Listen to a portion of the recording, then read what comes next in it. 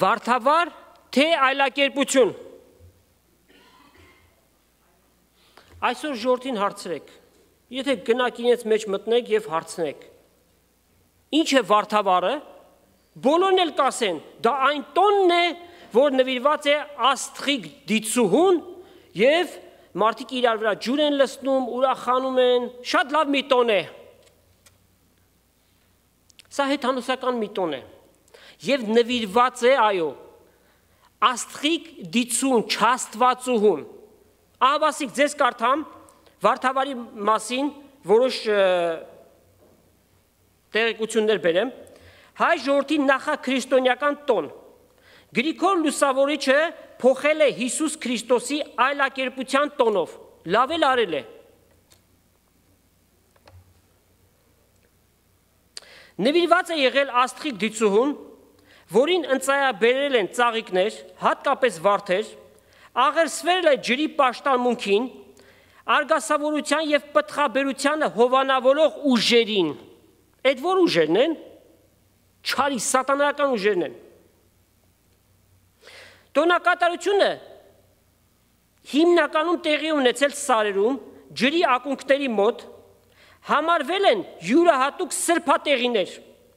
ուր կատարվել են զոհաբերություններ ի պատիվ ջրի հովանավորող ոգիների։ Ջրին աղերսող ծեսերը ունեցել են անձրև խնդրելու, հնարավոր երաշտը կանխելու նշանակություն։ Վարդավարը նաև բերքահավաքի հետ կապված առաջին տոններից է, որի ծեսերը մասամբ նվիրված էին բերք ու բարին ապահովող աստվածություններին։ Այդ որոնք են։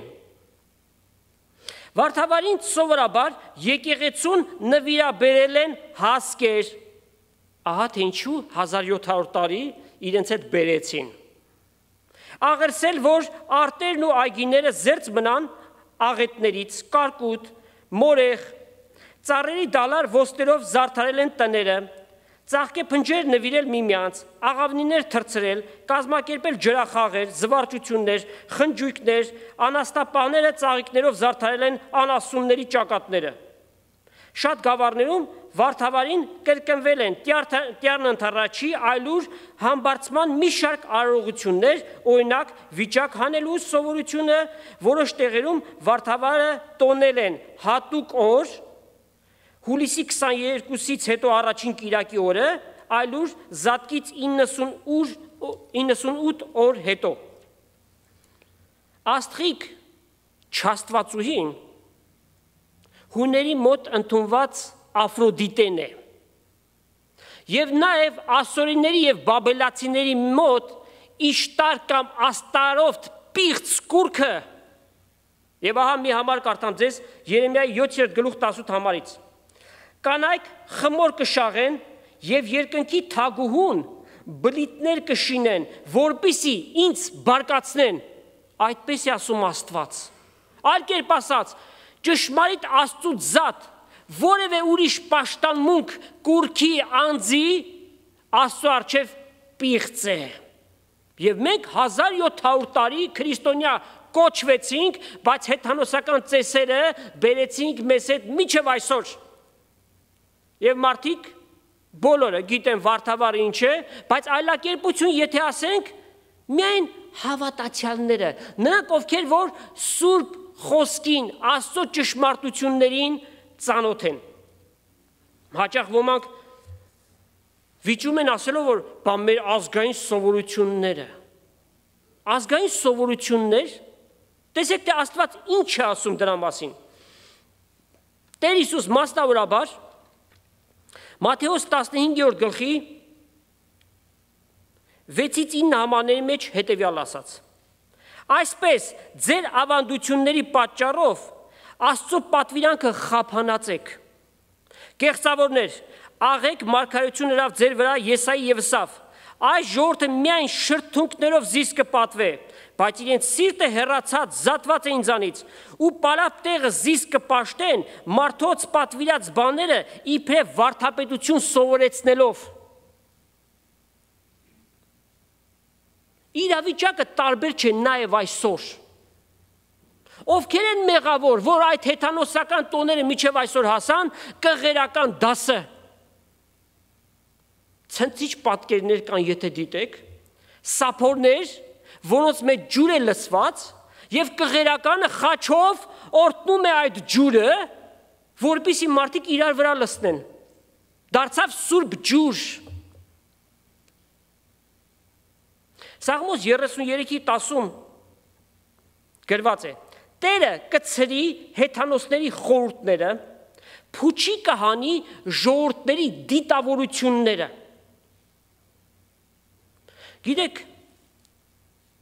եթե նոր գինին հին տիկերի մեջ լեցվի, այդ տիկերը կպայթեն։ Եթե նոր կտորը հին հանդերձի վրա կարվի, պատկերը շատ ավելի խայտառակ կլինի։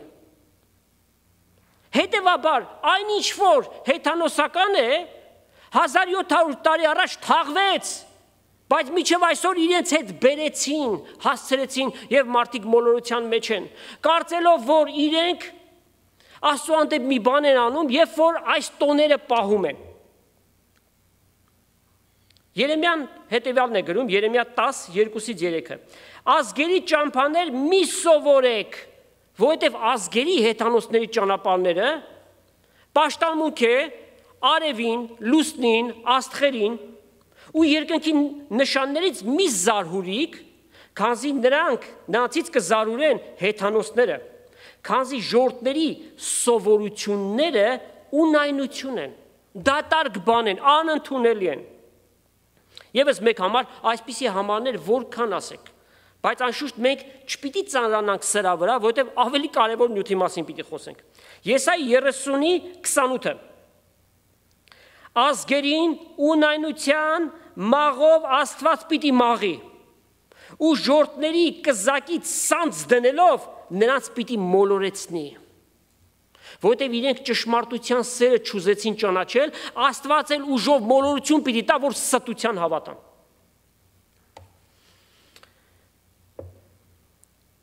Առաջի Թեսաղոնիկեցիս 4:5-ում կարդում ենք. Ձեզանից ամեն մեկը թող գիտենա իր մարմինը սրբությունով եւ պատվով պահել, ոչ թե ցանկությունների կիրքով, ինչպես հեթանոսները, որոնք Աստված չեն ճանաչում։ Հետևաբար, նրանց սովորությունները, տոները Աստծո առջև ինչ են? Պղծություն են։ Այո, Գրիգոր Լուսավորիչը հաստատեց պայծառակերպության, այլակերպության տոնը եւ այն մարդկային մտքի վրա չէր հիմնված, Աստծո խոսքի վրա է հիմնված։ Եվ դրա համար կարդանք Մատթեոս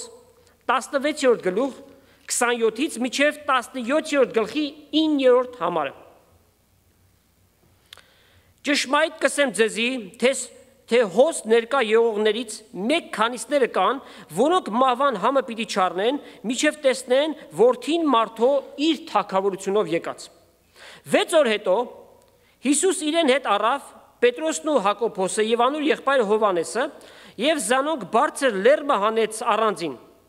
Անոնց առջև այլակերպեցավ եւ իր երեսը փայլեց արեգակի պես եւ իր հանդերձները ճերմակացան լույսի պես։ Եվ ահա երևցան անոնց Մովսես եւ Եղիան եւ իր հետ կխոսակցեին։ Խոսեցավ Պետրոս եւ ասավ. Տեր, աղեք է հոս կենանք, եթե կուզես, երեք խրճիթ շինենք, մեկը քեզ, մեկը Մովսեսին, մյուսը Եղիային։ Երբ անիկա կխոսեր, լուսավոր ամպը անոնց վրա հովանի եղավ եւ ամպեն ձայնը եկավ ասելով. Ատիկա է իմ սիրելի որդիս, որուն հավներեմ անոր մտի կրեք։ Աշակերտները երբ լսեցին, երեսնի վրա ընկան եւ խիստ վախեցան։ Հիսուս մոտենալով դպավ անոնց եւ ասավ. Ելեք, մի վախեցեք։ Աչքերին վերցրին եւ ահա մեկը չտեսան, բայց միայն Հիսուսը։ Երբ լեռնեն վար կիշնեին, Հիսուս պատվիրեց անոնց եւ ասավ. Այդ տեսիլքը մարդումը մի պատմեք, միջև որդին մարդու մեռելներեն հարություն առնե։ Տեր Հիսուսի այլակերպության կամ պայծառակերպության այս դեպքը նրա երկրորդ գալստյան խորհրդապատկերն է։ Այն փառքը, որ աշակերտները տեսան, այդ փառքով Հիսուս նորից պիտի գա։ Ովքեր են ներկա այնտեղ։ 3 անձնավորություններ՝ Պետրոս, Հովանես եւ Հակոբոս։ Եվ հետաքրքիր է, որ այս 3 անձնավորություններին մենք հաճախակի ենք տեսնում Տեր Հիսուսի հետ տարբեր տեղերում։ Օրինակ, Հայրոսի աղջկա մեռելներից հարություն տալու ժամանակ Տեր Հիսուսի հետ այս 3 աշակերտներն էին։ Գեթսեմանիում այս 3 աշակերտներն էին։ Ձիթենյաց լեռան վրա այս 3 աշակերտներն էին։ Տեր Հիսուս, ես ինչ աչառություն ես անում, կողմնապահություն ես անում։ Ինչու այս 3-ը, բա մյուս աշակերտները։ Որովհետև այս 3-ը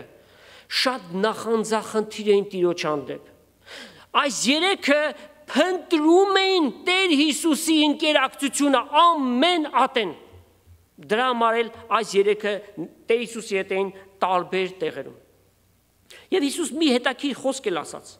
Ասաց այստեղ ներկա եղողներից մի քանիսը մահվան համը չպիտի առնեն, միջև տեսնեն որդի մարդու իր թագավորությունով եկած։ Բայց մենք կարդում ենք, որ այս 3 անձնավորություններն էլ մեռան, չէ՞։ Մեռան թե չէ։ Ինչ եղավ, թագավորությունն էլ չեկավ։ Ուրեմն Տեր Հիսուսի այդ ասված խոսքը ինչի մասին էր։ Աստված 6 օրվա մեջ ստեղծագործությունը արեց եւ 7-րդ օրը իր հանգիստը մտավ։ Պետրոս առաքյալը մեզ բանալին տալիս է այդ բանի։ 2 Պետրոս 3-րդ գլուխ 8 համար։ Այս բանը ձեզանից թող ծածուկ չմնա, իմացեք, թե Տիրոջ մոտ 1 օրը 1000 տարի է։ Եվ ինչպես Տեր Հիսուս խոսեց, որ իր թագավորությունը պիտի գա, երբ պիտի գա, Աստված 6 օրվա մեջ ստեղծագործությունը արավ, 7-րդ օրը իր հանգիստը մտավ։ Ահավասիկ 6000 տարին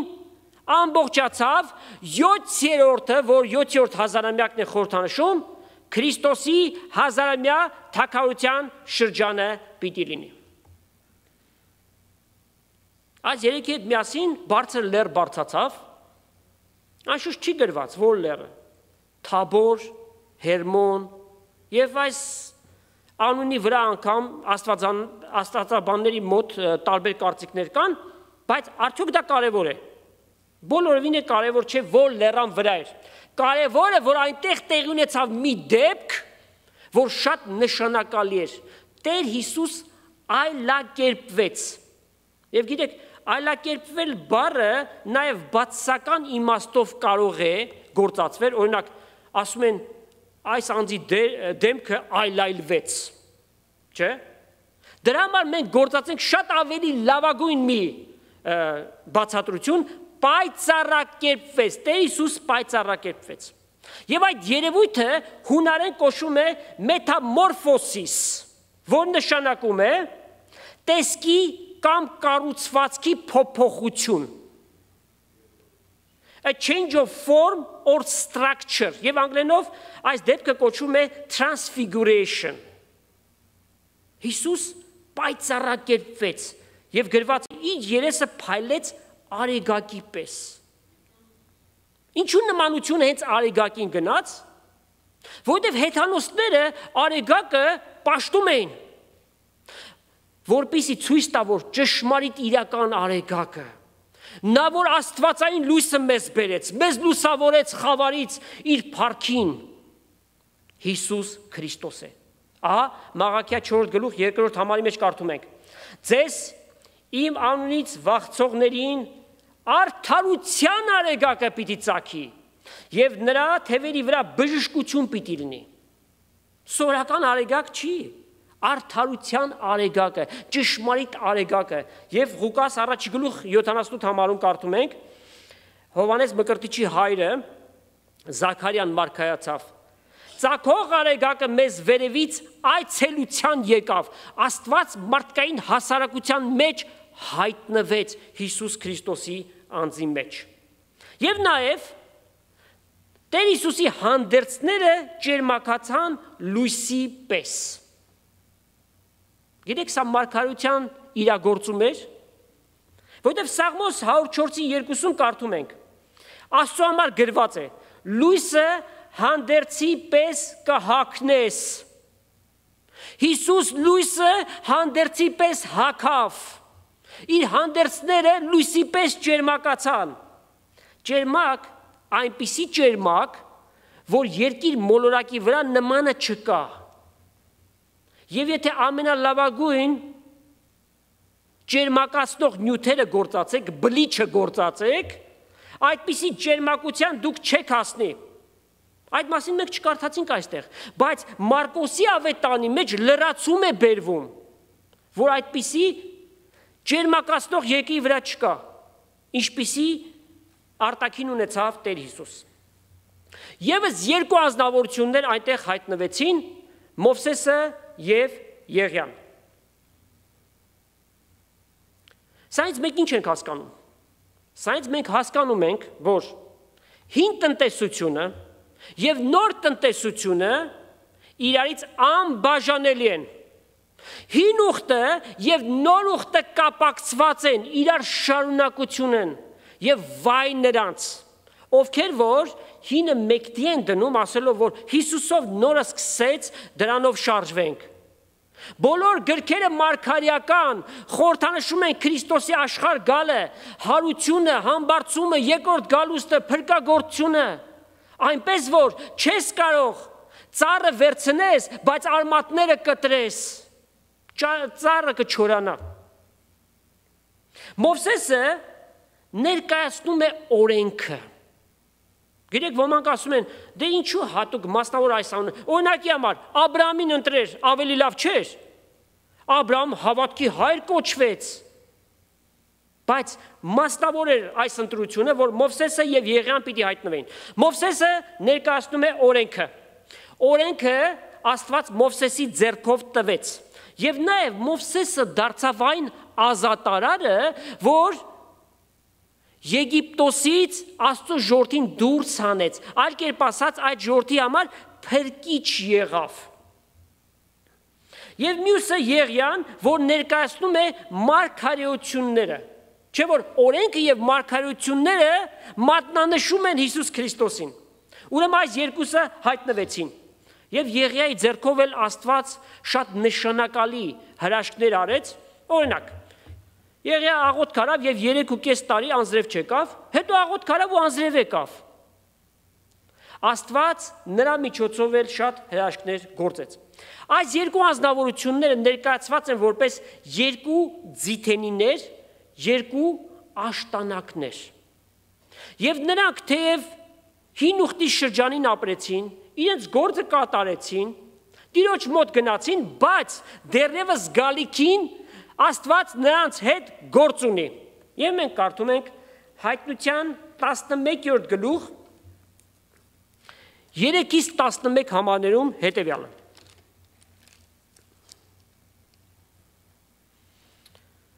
Ես իմ երկու վկաներիս զորություն պիտի տամ, եւ նրանք քուրց հագած 1260 օր մարգարեություն պիտի ունեն, ասոնք այն երկու ձիթենիները ու երկու աշտանակներն են, որոնք եկին Տիրոջը առջև կկենան,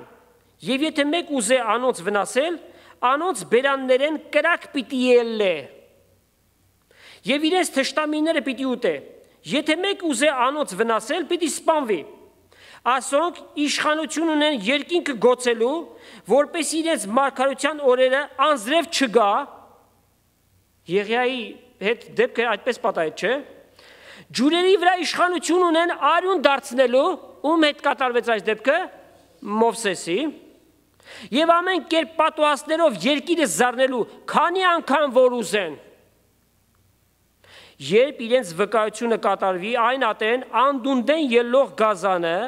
անոնց հետ պատերազմ պիտի ենե, անոնց պիտի հաղթե եւ պիտի սպանե զանոնք, այլ կերպ ասած, սա պիտի տեղի ունենա մեծ նեղության շրջանին եւ ները գալով նրանց պիտի սպանի։ Անոնց դիակները ընկած պիտի մնան այն մեծ քաղաքին հրապարակին մեջ, որ հոգեվորապես կկոչվի Սոդոմ եւ Եգիպտոս, սա ներկայիս Երուսաղեմն է, ուր մեր Տերն ալ խաչվեցավ։ Եվ ժողովուրդներն ու ցեղերը ու լեզուներն ու ազգերը պիտի տեսնեն անոնց դիակները 3.5 օր եւ պիտի չթողուն, որ անոնց դիակները գերեզմաններու մեջ թաղեն։ Անոնք, որ երկի վրա կբնակին, պիտի ուրախանան եւ խնդան անոնց վրա, միջև անգամ իրար ընծաներ պիտի ղրկեն, վասնզի այս երկու մարգարեները երկի բնակիչները չարչարած էին։ 3.5 օր ետքը Աստծմե կենթանության հոգի մտավ անոնց մեջ եւ իրենց ոտքերի վրա կայնեցան եւ զանոնք տեսնողների վրա մեծ վախ ընկավ։ Ուրեմն այս երկու անձնավորությունների դեռևս մեծ նեղության շրջանին Աստված գործ ունի։ 1260 օր երկի վրա մարգարեություն պիտի ունեն։ Երեք ճարպիկ մարդիկ հաշվել են, որ 3.5 տարին անում է 1275 օր։ Ասում են, տեսնում եք անճշտությունը, գրված է 1260 օր, բայց 15 օրը ինչ եղավ։ Որտեվ Աստված ասում է, ոչ գրքերը գիտեք, ոչ էլ Աստծո զորությունը։ Աստվածային օրացույցով, Սուրբ գրային օրացույցով, մարգարեական օրացույցով տարին 360 օր է, այնպես որ Աստծո խոսքի մեջ անգամ մեկ շուղի չափ սխալմունք գոյություն չունի քավլիցի։ Հիսուսի հետ այս երկու անձնավորությունները ուրեմն խոսում էին։ Ինչ են խոսում։ Ինչ կար խոսելիք։ Գրված չի այստեղ։ Մենք միայն կարող ենք ենթադրել, որ թեևս Հիսուս գանգատվում էր, որ այս կաղերականները իրենց ավանդությունների պատճառով տեսեք այս ժողովրդին ինչ վիճակի մեջ են դրել։ Աստծո օրենքներն են խախտել, մարդկային ավանդությունների վրա են հայտնված։ Նորից մեզ օգնության է գալիս Ղուկասու ավետանի մեջ գրված այդ նույն պատկերը։ Ուրեմն այս նույն պատմությունը 3 ավետանների մեջ գրված է՝ Մատթեոսի, Մարկոսի եւ Ղուկասու մեջ։ Ղուկասու 9:31-ում կարդում ենք. Ինչի վրայով են խոսում, նրա Տեր Հիսուսի այս կյանքից ելնելու վրայով։ Այդտեղ Պետրոս առաքյալը, որ բոլոր աշակերտներից ամենանախանձավորն էր Տեր Հիսուսի համար, ամեն բանի մեջ ընկնում էր, ուզում էր ամեն բանի մեջ մասնակից լինի։ Մի շատ հետաքրքիր նախաձեռնությամբ հանդես եկավ։ Գիտեք ինչ ասաց։ Տեր Հիսուսին ասաց. եկեք 3 խրճիթ պատրաստենք, մեկը քեզ, մեկը Եղիային, մյուսը Մովսեսին։ Լավ առաջարկ է։ Հա? Ված բան կա դրա մեջ։ Թող մնան էլ այդ մարդիկ եկան, հին ուխտից հայտնվել են։ Ժամանակ կանցկացնենք, թերևս ինքը հարցումներ ուներ նրանց տալու։ Եվ իր մտքի մեջ հետևյալն էր, որ տաղավարած տոներին խրճիթների մեջ էին բնակվում 7 օրեր։ Եվ ինքն էլ մտածեց, հարմար առիթն են, նրանք էլ հայտնվել են։ Պետրոս առաքյալը մի շարք իրավիճակներում ինքը իրեն վատ վիճակի մեջ դրեց։ Իր նախանձավորությունը չափից դուրս, անգամ մարդկային սկզբունքների հիման վրա էր։ Եթե ասենք, որ ինքը սխալ բաներ մտածում, ոչ, բայց ինքը աստվածային սկզբունքներով չէր մտածում։ Օրինակ, Տեր Հիսուս պատմում է, որ հեթանոսները ձեռքը պիտի ընկնեն, ինձ մահվան պիտի դատապարտեն, խաչ անեն, քավլիցի Տեր, որ այդ բանը քեզ հետ պատահի, ով քեզ թողի, ես չեմ թողնի։ Եվ Տեր Հիսուս իրեն ինչ ասաց. Ետի սանցիր սատանա։ Դու Աստծո բաները չես մտածում, այլ չարից է այդ գաղափարները գալիս։ Ուրեմն Պետրոս առաքյալի այդ չափից դուրս նախանձավորությունը նաև սխալներ էր բերում իր հետ, սակայն Տեր Հիսուսի սերը երբեք նրա հանդեպ չդադարեց կամ չպակասեց։ Երբ Պետրոս դեռ խոսում էր, երկնքից հայրը միջամտեց։ Ինչու է Պետրոսի խոսակցության ժամանակ միջամտեց։ Հայրը թող սպասեր, Պետրոսը վերջացներ, ապա իր ասելիքը կասեր։ Որովհետև Պետրոս այդ պահին Տեր Հիսուսին, Մովսեսին եւ Եղիային հավասարեցրեց։ Եվ երկնքից հոր ձայնը եկավ, մի լուսափայլ ամպ ծածկեց եւ ձայնը լսվեց հետեւյալ ձևով, որ դա իմ սիրելի որդիս, որուն հավանել եմ, նրան մտիկ արեք, միայն մեկը, ոչ Մովսեսը, ոչ Եղիան եւ ոչ ուրիշ մեկը։ Անկամ Մովսես իր ժամանակ, որ մեծ մարգարե էր եւ բոլորը իրեն հետևում էին։ Օրինակ կարդացեք 18-րդ գլուխ 15 համար։ Աստված իմ եղբայրների միջից մեկին պիտի հանի, նրան ուշադրություն դարձրեք, նրան հետևեք։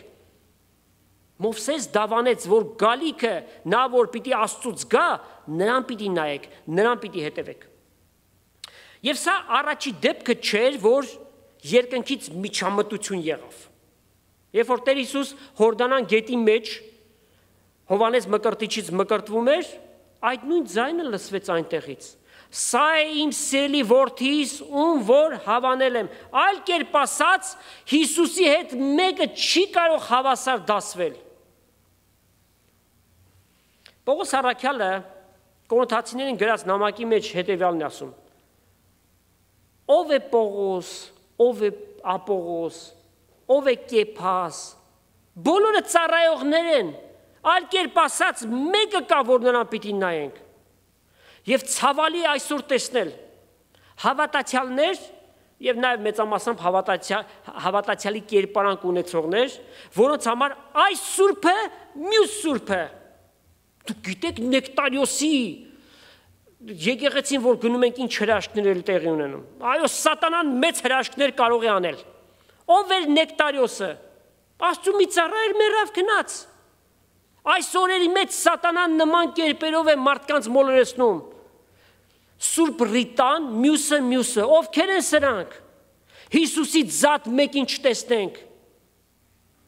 Մեր հավատքի առաջնորդը եւ այդ հավատքը գործադրության մեջ դնողը Հիսուս Քրիստոսը, նրան նայենք միայն։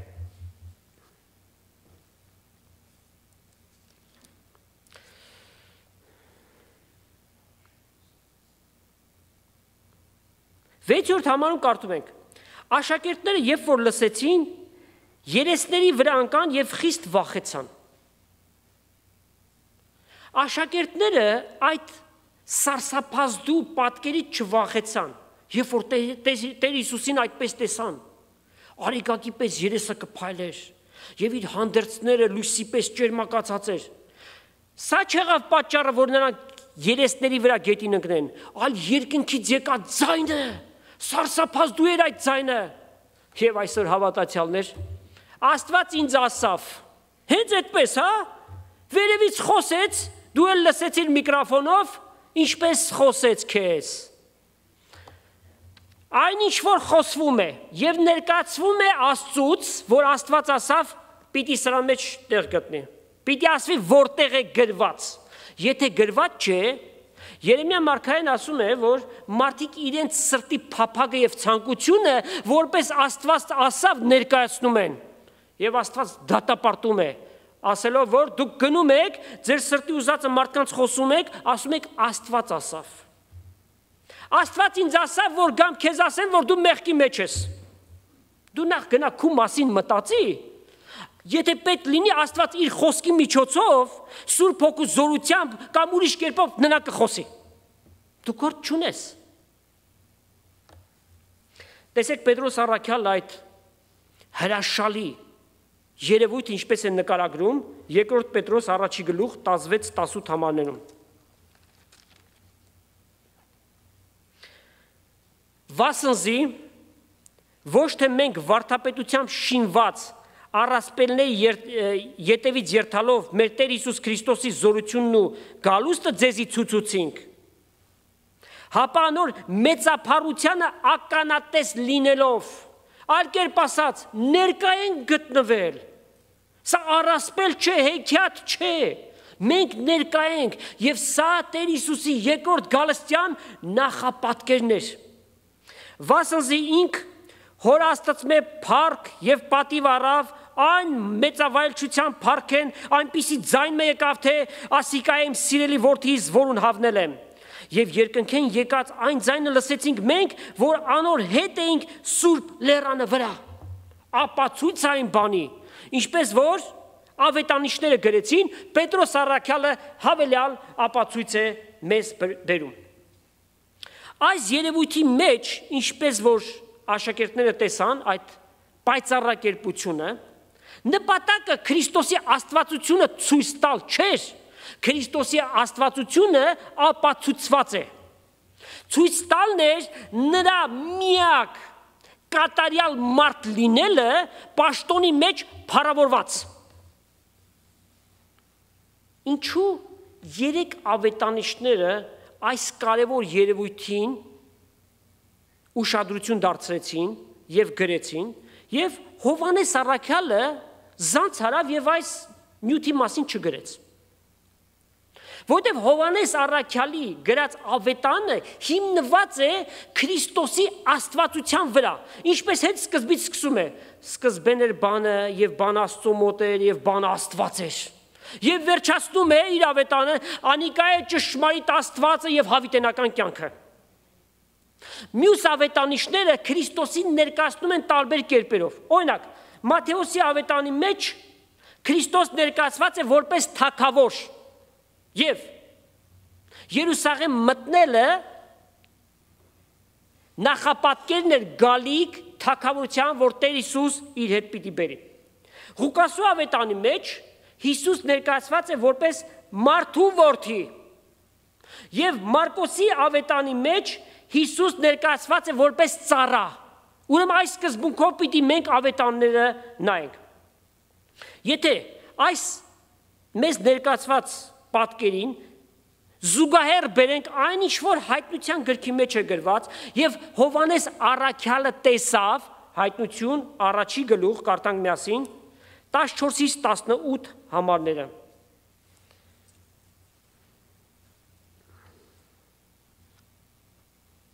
Իր գլուխը եւ մազերը բուրդի ու ձյունի պես ջերմակ էին, եւ իր աշկերը կրակի բոցի պես,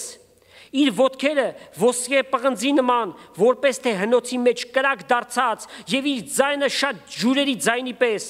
եւ իր այդ ձեռքի մեջ 7 աստղ ուներ, եւ իր բերնեն սրած երկբերան սուր մկելներ, եւ իր երեսը արևու պես էր, որ իր զորությունով կփայլի, երբ տեսա Զանիկա։ Հովհաննես առաքյալ 3.5 տարի ամեն օր Տեր Հիսուսի հետ է եղած։ Երբ տեսա Զանիկա, իր ոտքը ընկավ մեռելի պես, եւ իր ձեռքը վրաց դրավ ու սավ ինձի մի վախնար, Ես եմ առաջինն ու վերջինը, ես կենդանի եմ եւ ես նա եմ, որ մեռա եւ ահա կենդանի եմ հավիտյանս հավիտենից եւ ես ունեմ մահվան ու դժոխքին բանալիները։ Ահա պատասխան այն ճղճիմ գաղափարների եւ այն անհավատության, որ ասում են Հիսուս ծառայի կերպանքով եկած մեկը, անճար մեկներ էլի խաչը հանեցին։ Տեսեք թե ով է Հիսուս։ Այո, անմիտ արարած, դու չես հասկանում ու չգիտես, որ Հիսուս ծառայի կերպարանք առավ քեզ փրկելու համար։ Բայց ինքը տերած եւ թագավորած է, որ մի օր իր թագավորությունով պիտի գա եւ ամեն ծունկ նրա առջեւ պիտի ծռի եւ ամեն լեզու պիտի դավանի, որ Հիսուս Տեր է, Հոր Աստծո փառքի համար։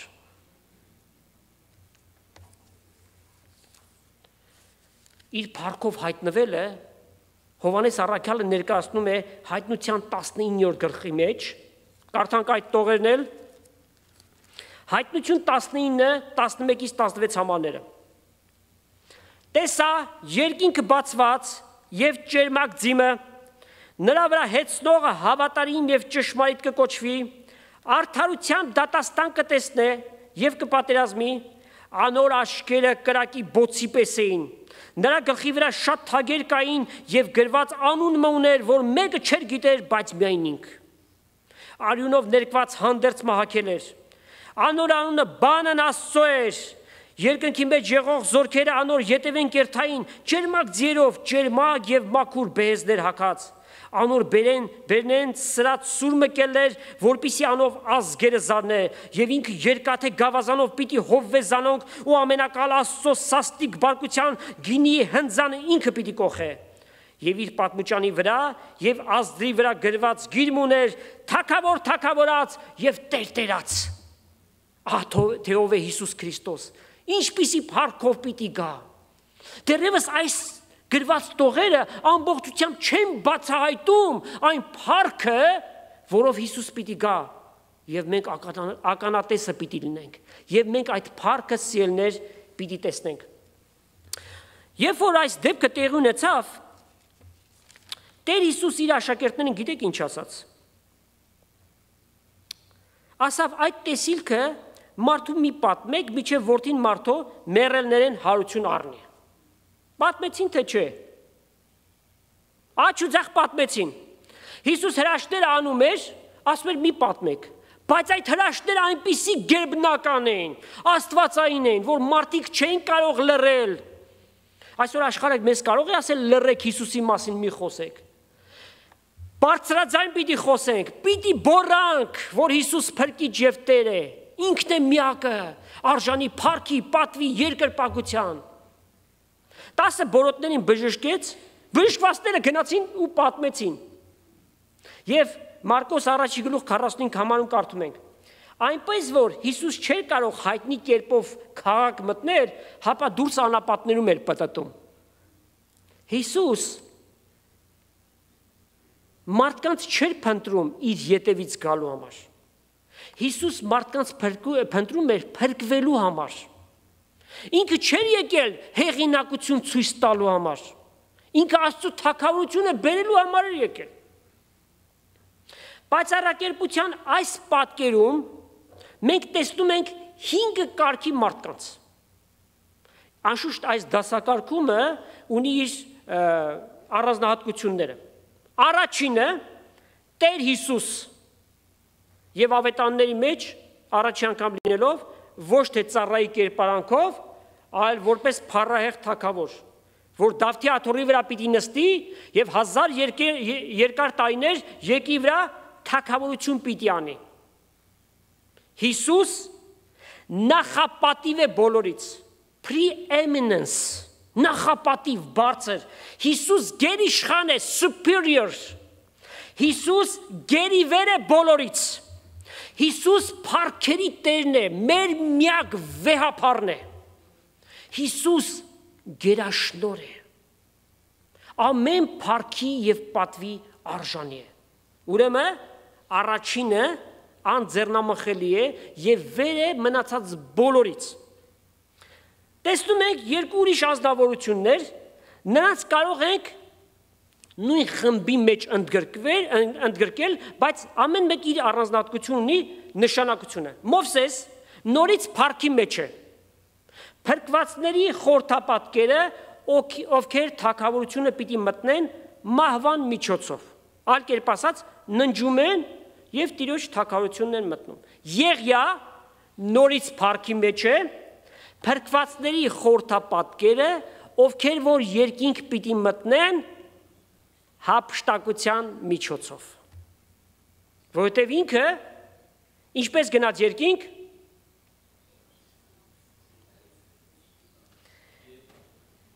կարգերի միջոցով, հրեղեն կարգերի միջոցով Աստված նրան երկինք տեղափոխեց։ Եվ մենք կարդում ենք Առաջի Թեսաղոնիկեցիս 4:15-17 համարները։ Տեր ինքը ազդարության հրամանով, հրեշտակապետի փողով եւ Աստծո ձայնով երկնքից պիտի իջնի եւ Քրիստոսով ննջողները առաջ հարություն պիտի առնեն, վերջը որ մենք ողջ ենք մնացել, պիտի հափշտակվենք ամպերով Տիրոջ առջև ելնելու եւ հավիտյան իր հետ պիտի լինենք։ Միայն կարելի է տարակուսել, զարմանալ այն քարոզիչների, հավատացյալների վրա, ովքեր ասում են հափշտակություն ասված բանը խորհրդանշական մի բան է։ Խորհրդանշական մի բան է դա, իրական որ պիտի կատարվի։ Աչք գոցել, բացելու մեջ պիտի հափշտակվենք եւ Տիրոջ առջև պիտի ելնենք։ Իրապես պիտի կա այդ ժամանակը եւ այդ ժամանակը շատ մոտ է։ Չորրորդ խումբը Պետրոս, Հակոբոս, Հովանես, փառավորյալ չեն, երկրավոր սկզբունքներով են։ Եվ հինգերորդը Լեռան ստորոտի ժողովուրդը, որ ներկայացնում է ազգերը, ովքեր որ սպասում են ողորմության, որ Տիրոջ առջև պիտի կենան, հազարամյայից առաջ մտնեն հազարամյա, թե ոչ։ Ուրեմն Պետրոս, Հակոբոս, Հովանես ներկայացնում են Իսրայելը թագավորության մեջ։ Չէ՞ որ ասեցիք Տեր Հիսուսի պայծառակերպությունը իր երկրորդ գալստյան նախապատկերն է։ Իսրայելը Աստծո թագավորության մեջ յունիկ տեղ է գրավում։ Գրված է, որ նրանք ազգերի գլուխ պիտի լինեն։ Սա մարդկանց ականջին անհաճո գա, մեզ համար հոգ չէ։ Ինչ որ Աստծո խոսքն է ասում, մենք այն ենք ասում։ Եվ ստորոտի ժողովուրդը այն ժողովուրդներն են, որ երբ որ Տեր Հիսուս իր ոտքերը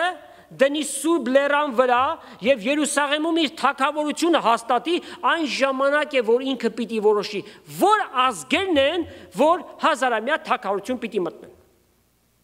Այս երկու խմբերի վրայով նաև մենք հոգևոր խորհուրդ էլ ունենք, եւ այդ խորհուրդը կայանում է հետեւյալով։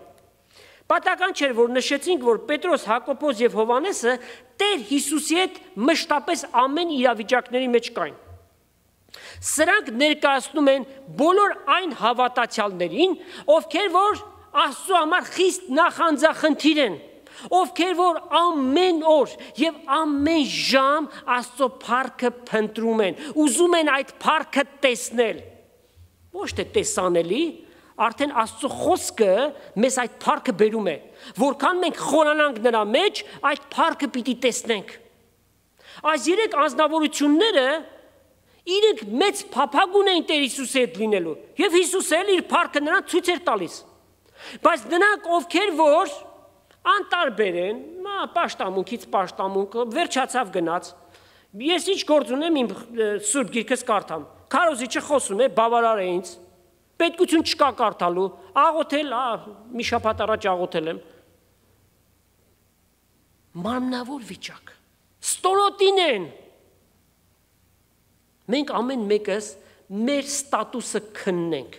մեր կարգավիճակը քննենք, մենք որտեղ ենք։ Լեռան գագաթին ենք։ Քրիստոսի փառքը մեզ հայտնվում է ամենատեն։ Ստորոտին ենք, թե մեջտեղն ենք։ Եթե ստորոտին ենք, մենք դեռ ժամանակ ունենք եւ հնարավորություն ունենք վեր բարձրանալու։ Եթե մենք փափագենք, Աստված իր զորությամբ մեզ պիտի բարձրացնի։ Աստծուն մոտեցեք եւ նա ձեզ պիտի մոտենա։ ամեն մեկ քայլին մեր կատարած Տերը հարյուրապատիկը պիտի անի։ Մենք ջանանք աստվածային ճշմարտությունները, մեր կյանքերի մեջ սեփականացնենք։ Տեր Հիսուս պատահական չէր, որ ասաց. եթե ինձ սիրում եք, իմ պատվիրանները պահեք, եւ դրանք ծանր բան չեն։ Միայն լսողներ մի եղեք, այլ նաև կատարողներ։ Իսկ կատարելու համար այդ խոսքը պիտի սեփականացնենք, մեր կյանքերի մեջ գործադրության դնենք։ Եվ այս երեք աշակերտները Քրիստոսի փառքին ներկա են ամենուրեք։ Հայրոսի աղջկան, երբ որ Տեր Հիսուս հարություն տվեց, այս երեք աշակերտները այնտեղ են իրենց աչքերով տեսան։ Մյուսները չտեսան։ Մենք կարող ենք մեր հոգեղեն աչքերով Աստծո խոսքից եւ Սուրբ Հոգու զորությամբ Քրիստոսի փառքը տեսնել Աստվածաշնչի ամեն էջի վրա, եթե մենք փափագենք, ցանկանանք։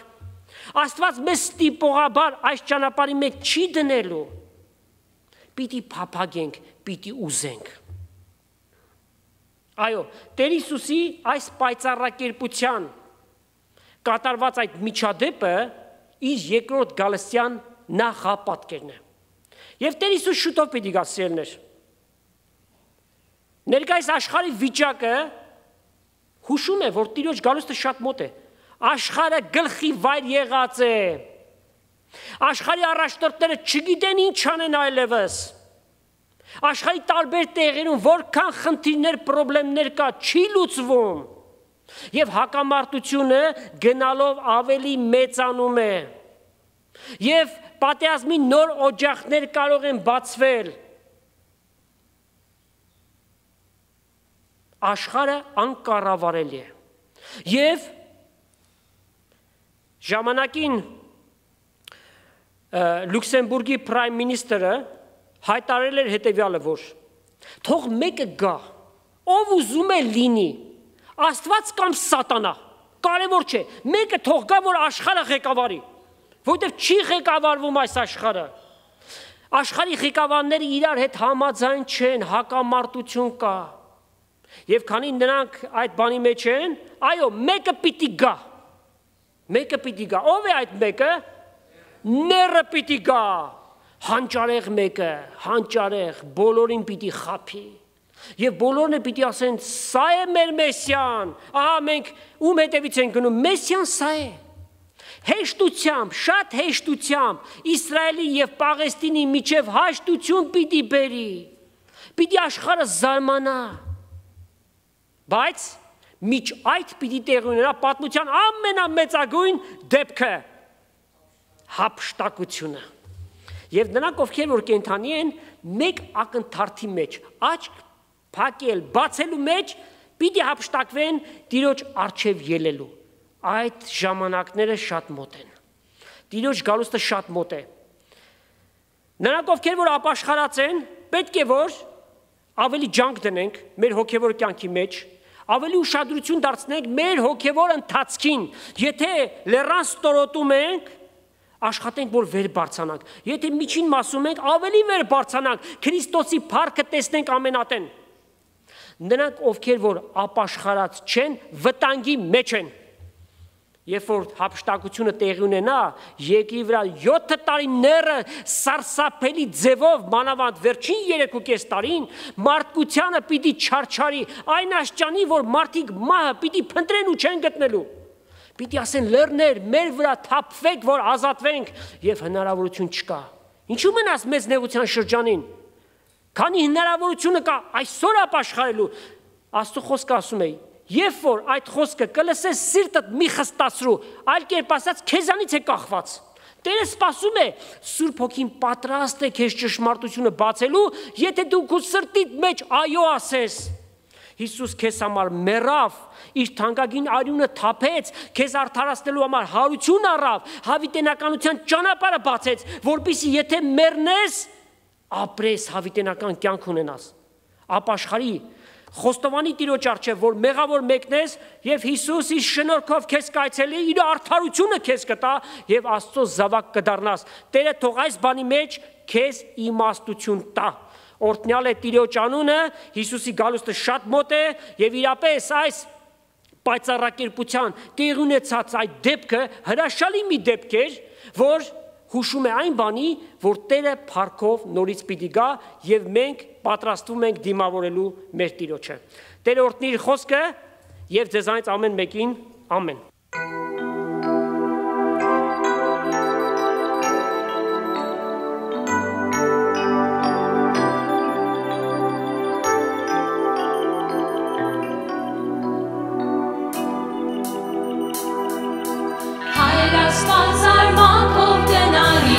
Ինչպես կրծած եմ ապրի, առանց քո սիրո խնամքի, և